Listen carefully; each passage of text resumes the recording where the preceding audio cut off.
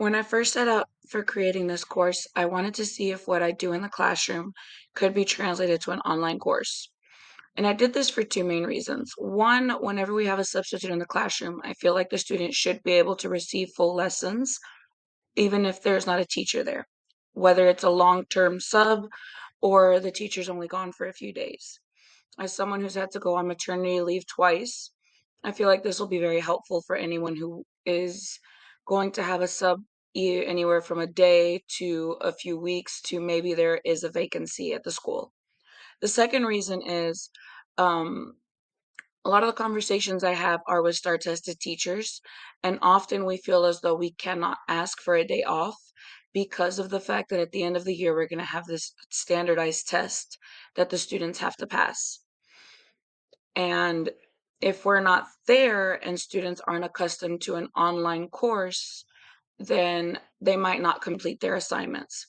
So I want to see if Teams could work similar to Blackboard or Canva since it's something that our campus already has. Since I knew who this course was intended for and what grade level it was intended for, which would be mostly high school, and any teacher who could possibly need a sub or a vacancy, I wanted to get mainly STAR tested teachers to test it out for me. I was able to get two teachers on my campus to test it out, but I also wanted to get different perspectives. What would it look like for someone who has not been in the classroom or in a classroom at our district? So I also got one of the counselors to test it out for me because although our counselor has been a teacher before, she has not been a teacher on our campus. This I felt like would give me a different perspective and just to see exactly how easy it was for my program to be used. I also got three of the English 4 classes to actually go through 5 of the 6 weeks of the course.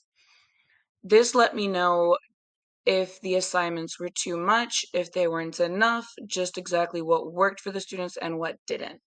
I was able to get feedback from both the students, from the teachers, and from the counselor.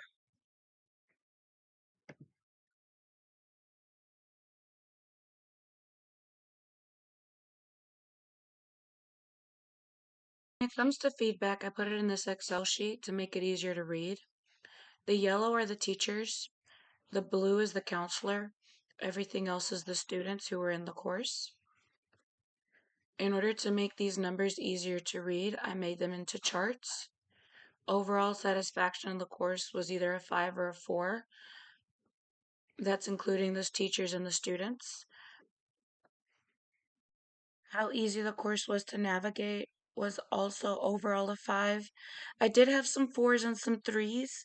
I went and asked the students who got 3s what they were having issues with, and I noticed that a lot of the students who gave me 3s were students who have not been in an online course before. We are in early college high school, so a lot of students are used to online courses, but very few of them aren't. When it came to clarity of the course content, same thing, a lot of 5s, some 4s. How effective were the multimedia elements? 5s, 4s, and 3s, so averaging at about a 4. And how would you rate the quality of the course content? Mostly 5s and 4s. I did get 2 3s. And how likely you recommend this course to others? Which the more I think about it, I probably should not have added this one for students because the English 4 course is one that they have to take. It's mandatory for them to graduate. But the 3 educators all rated it a 5. A lot of the feedback that I got was a lot of the verbal feedback I got was they liked how easy it was to navigate the Teams page. The fact that there were multiple videos to assist with the questions was very helpful. Um, the step-by-step instructions were helpful. Some of the students preferred online better than paper.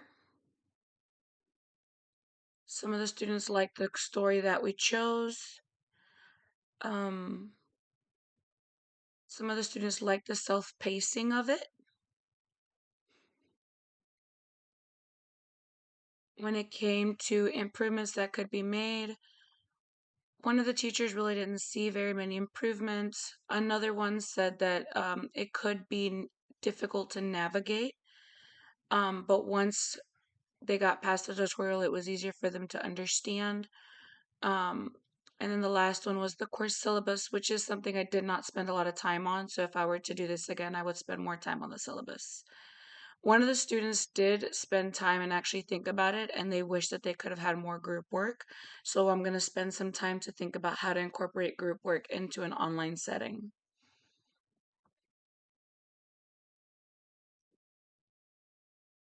Feedback that I got was that it was interesting to see the online course, the fact that there was online there was audio, there was text included. The students were able to have options on how to do their assignments, and having the OneNotes in there for students to take notes was a bonus.